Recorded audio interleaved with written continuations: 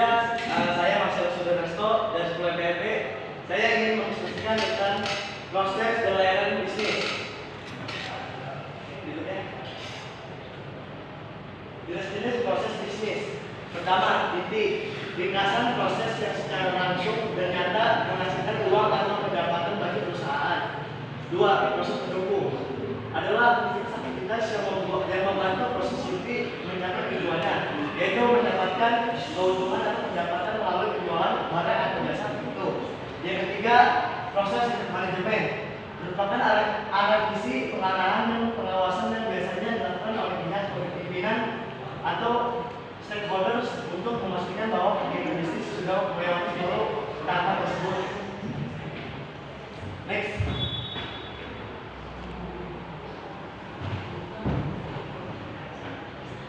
Tahapan proses bisnis. Yang pertama, menganalisis kegiatan bisnis. Tahap ini penting untuk dilakukan oleh pihak manajemen atau owner. Pada tahap ini, owner menentukan jenis usaha yang dilakukan prospeknya di masa yang akan datang serta strategi tepat untuk mencapai tujuannya. Yang kedua, menentukan proses bisnis. Contoh kegiatan yang dilakukan dalam proses ini antara lain menentukan anggarannya, biaya usaha, proses pembelian bahan baku dan proses pembuatan produk. Yang ketiga, melaksanakan proses bisnis. Analisis dan rancangan bisnis ini tidak akan bernilai jika tidak ada yang bergerak untuk menjalankan. Oleh karena itu, setiap personel harus tahu melaksanakan proses bisnis dengan baik. Yang keempat, membuat evaluasi untuk menilai apakah kegiatan yang dilaksanakan telah berjalan sesuai dengan rencananya dan hasil yang diperoleh apakah sudah memenuhi target. Bukti-bukti bisa dikumpulkan dan dipelajari lebih lanjut.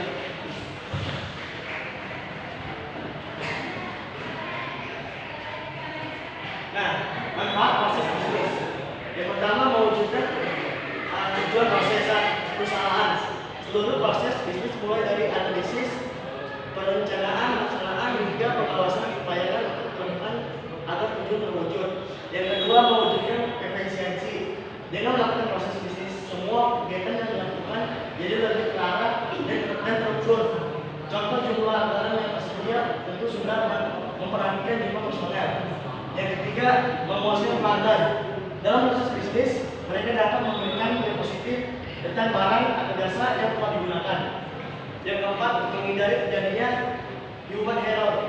Hal ini dapat dilakukan melalui proses produksi dengan menentukan produser yang sesuai sehingga dapat menjadikan patokan atau acuan bagi pegawai perusahaan.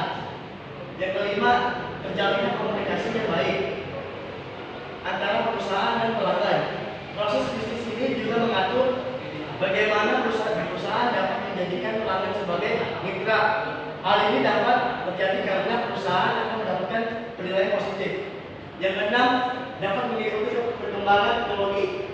Jika sebelumnya penumpang diwajibkan membeli karcis, justru sekarang ditiadakan kemampuan teknologi memudahkan penumpang untuk bisa bepergian menggunakan kereta secara paperless. Kantor.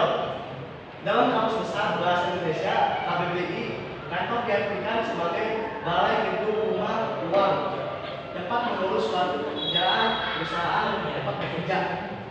Next. Manajemen perkantoran. Kata manajemen berasal dari bahasa Prancis kuno. Manajemen yang memiliki arti seni, melaksanakan, mengatur. Next. Layanan bisnis dan bidang manajemen perkantoran. Layanan adalah aktivitas ekonomi yang melibatkan sejumlah interaksi dengan konsumen atau dengan barang milik, tapi tidak menghasilkan transfer pemilikan. Dan ini adalah gambar tentang kayak orang sedang melakukan diskusi dalam perkantoran. Sekian dari kami. Mohon maaf kalau ada kata-kata yang salah.